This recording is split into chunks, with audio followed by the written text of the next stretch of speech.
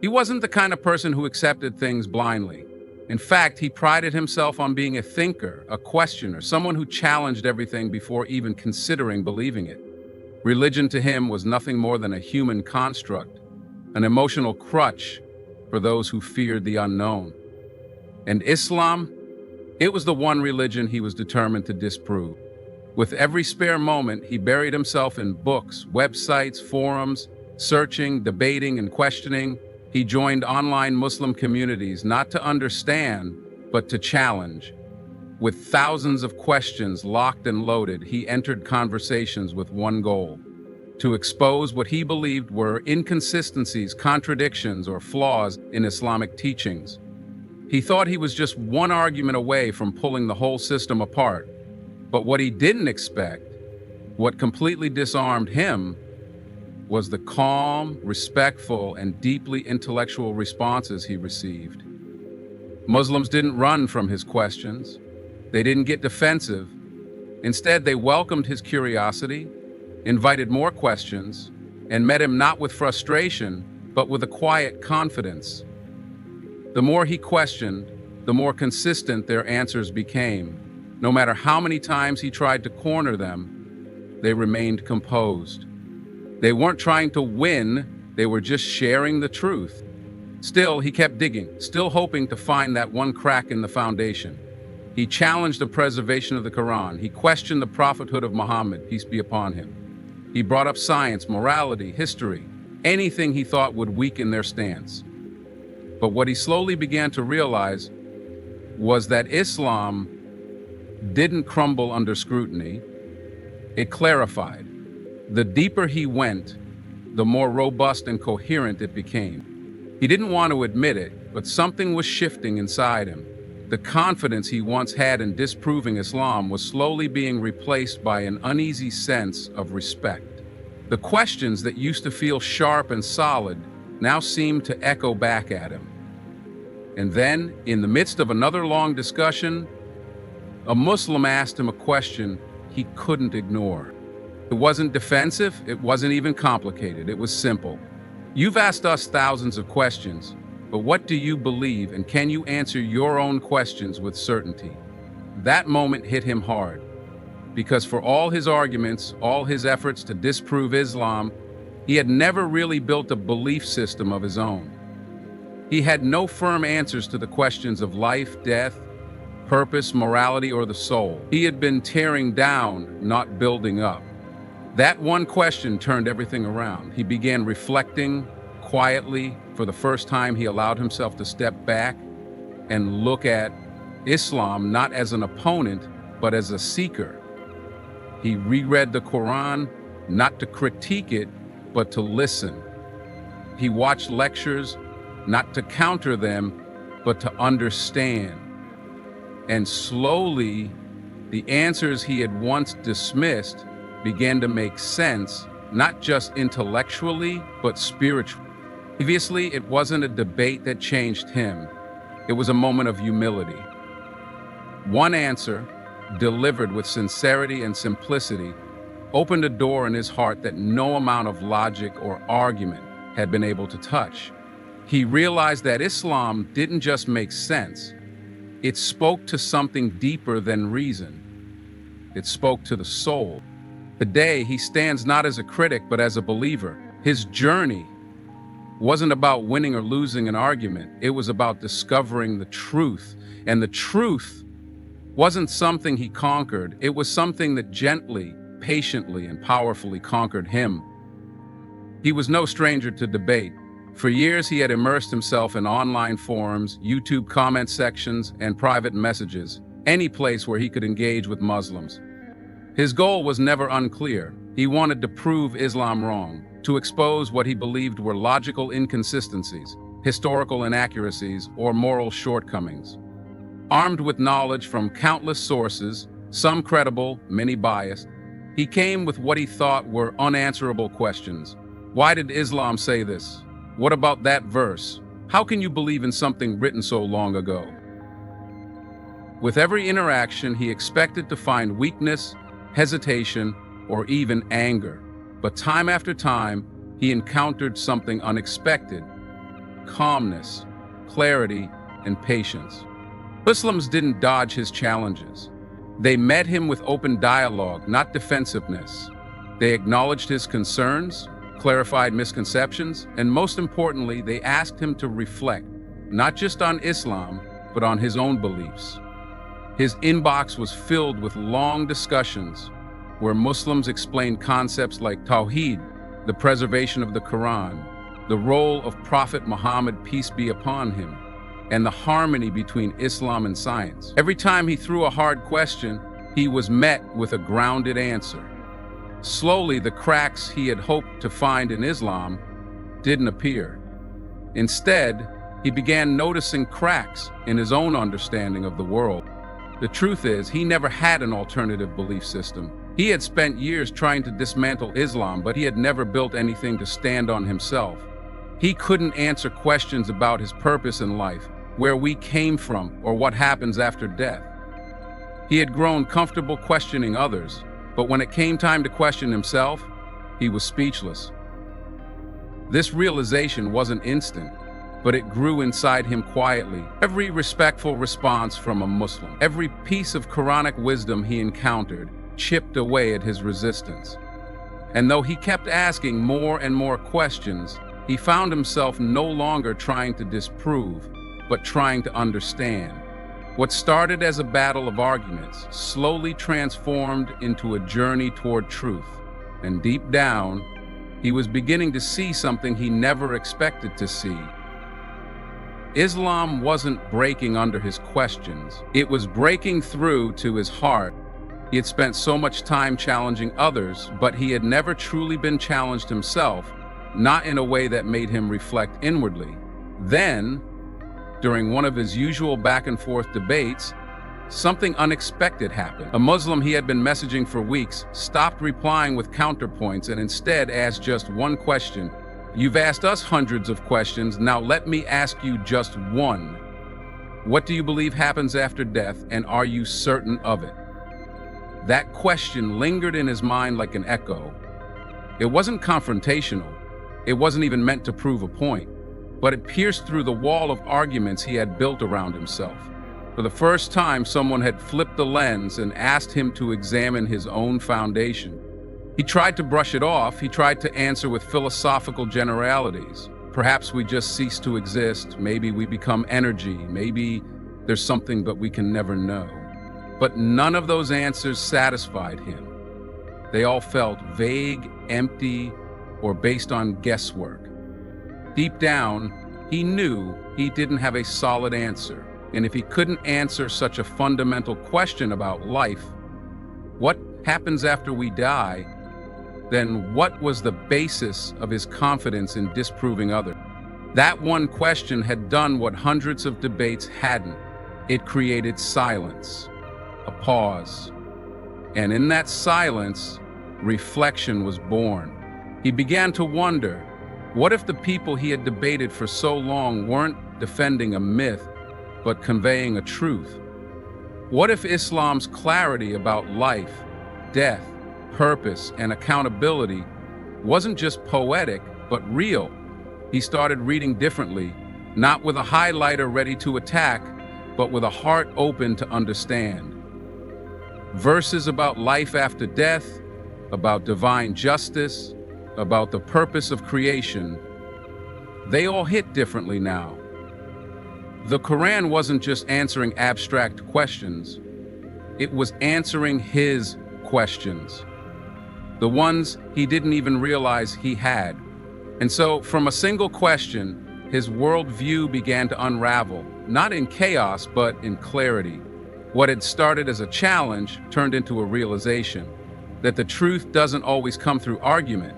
Sometimes it enters through a quiet moment of honesty with oneself. He began revisiting every discussion he had ever had, replaying the conversations in his mind, but now from a different angle. What he once dismissed as standard religious replies now sounded like powerful insights. The verses from the Quran that he used to quote out of context to challenge Muslims now revealed meanings he hadn't allowed himself to see before.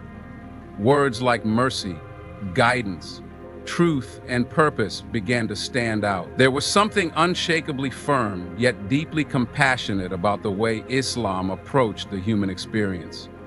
It didn't ask for blind faith. It invited reflection. It didn't demand submission to fear.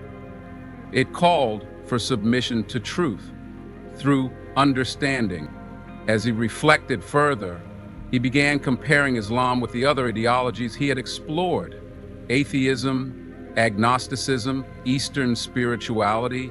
Each one had pieces of insight, but none offered the wholeness that Islam seemed to carry. Islam didn't just answer spiritual questions, it addressed moral, social, emotional, and intellectual needs. It offered a complete worldview where worship wasn't limited to rituals, but extended to how you treat others, how you earn a living, how you use your time, and how you take care of yourself and the world. For someone who once prided himself on being logical, this comprehensive coherence was hard to ignore. One of the most impactful moments came when he listened to a scholar explain the concept of Tawhid, the oneness of God. It wasn't just a theological concept. It was the heart of Islam. It explained everything: the source of morality, the reason for existence, the foundation for accountability. The idea that there is one God, all-knowing, all-merciful, and deeply personal, who created you with purpose, who sees your struggles, who hears your prayers, and who invites you to know him, not just worship him out of fear, but out of love and gratitude. This shook him. It was the exact thing he had been searching for, but didn't know how to describe. He began to feel a strange sense of peace, not because all his questions were suddenly answered, but because he realized that Islam encouraged the questions. It wasn't afraid of doubt. It welcomed it as part of the path to certainty. And perhaps he thought that was the difference. Islam didn't silence his mind, it awakened his soul. He thought he had control over every conversation. For years, he dictated the pace, always asking, always pressing, always trying to find that one inconsistency in a Muslim's answer. But what he didn't realize was that while he was busy debating Islam was silently working on him. The more he pushed, the more it pulled. The more he challenged, the more it clarified. And slowly his heart started softening. It wasn't a dramatic shift. It was quiet, like a whisper in the middle of a storm. The same arguments he had used to dismantle Islam started to fall apart under the weight of their own assumptions. He found himself returning to the Quran, not to critique it, but to understand it. Every verse he once used out of context now made sense when read within its full message. The Quran spoke to him not as an opponent, but as a guide. Then came a message. Another Muslim he had debated before simply sent him a verse. "So where are you going?" Quran 81:26. Just that. No argument, no debate. He read it once, then again, and again. It hit him like a wave. Where was he going? What was the purpose behind all this questioning, all this debating, all this denying? Was he seeking truth or just trying to win? That verse haunted him, not because it accused him, but because it exposed his own confusion. He had spent so long running from faith that he didn't even know where he was headed anymore. From that moment, everything shifted. He no longer wanted to argue, he wanted to learn. He started reaching out to those same Muslims, not with challenges, but with genuine curiosity. Why do you believe? What made you certain? How does Islam give you peace? And the answers he received were unlike anything he'd heard in all those debates. They were personal, emotional, deeply spiritual, but also logical, consistent, and powerful. It wasn't just about proving something anymore. It was about discovering something. The realization dawned. The truth isn't always found in a grand debate or a sharp argument.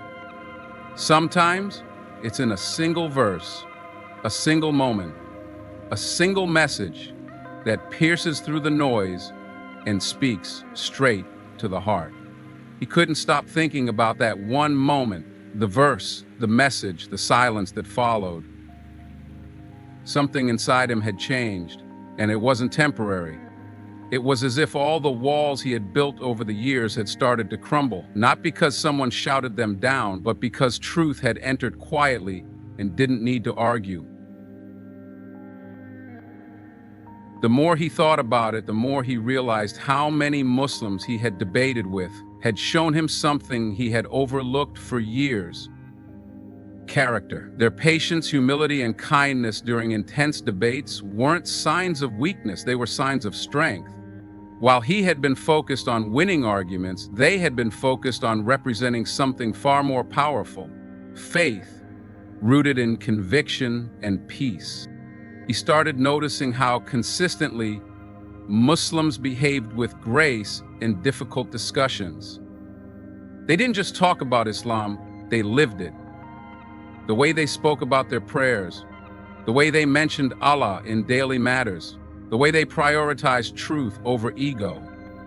It was all foreign to him, yet deeply attractive. This wasn't just intellectual anymore.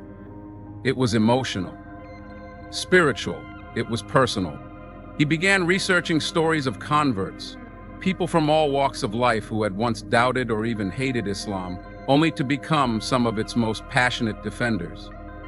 And each story had a common thread: a moment of clarity that pierced through confusion, followed by peace that no argument could replicate. That's when it clicked for him. Islam wasn't just a set of theological claims to argue against, it was a way of life, a comprehensive system that addressed the mind, heart, and soul. And those who truly followed it didn't just talk about it, they embodied it. That realization humbled him. He saw how much arrogance had clouded his search for truth. He was never really searching, he was challenging. But Islam had waited patiently, allowing him to throw every doubt, only to catch them all with timeless answers. It wasn't Islam that broke under pressure, it was his pride. And once that pride cracked, the truth flooded in. He was finally ready, not to argue, but to listen. Not to prove Islam wrong, but to ask what it might mean if Islam was right. That one message, that one verse, had become the turning point of his life. In the end, the journey that began with arguments and debates found its resolution not in winning or losing, but in awakening. What started as a relentless mission to disprove Islam turned into a humble discovery of truth. Truth that had been patiently waiting, never forcing itself, never demanding acceptance, but always offering clarity for those willing to look beyond their ego. He had asked thousands of questions, challenged every point, and left no stone unturned in his effort to find flaws in Islam. But ironically, it wasn't a theological debate or a brilliant counter-argument that changed his life. It was one simple, sincere human moment.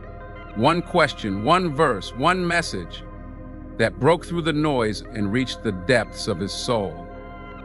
That is the beauty of truth. It doesn't need to shout. It just needs a willing heart, even for a moment. This story is not just about one man's transformation. It's about how truth operates in the world. It finds us where we are in our moments of doubt, frustration, pride, and even rebellion. It doesn't matter how far someone has strayed, how loudly they've denied, or how long they've resisted. If the heart is even slightly open, truth has a way of entering. And this is the heart of Islam. It doesn't force belief. It invites understanding. It doesn't require blind faith. It welcomes sincere reflection. Islam is not a religion built only for the mosque.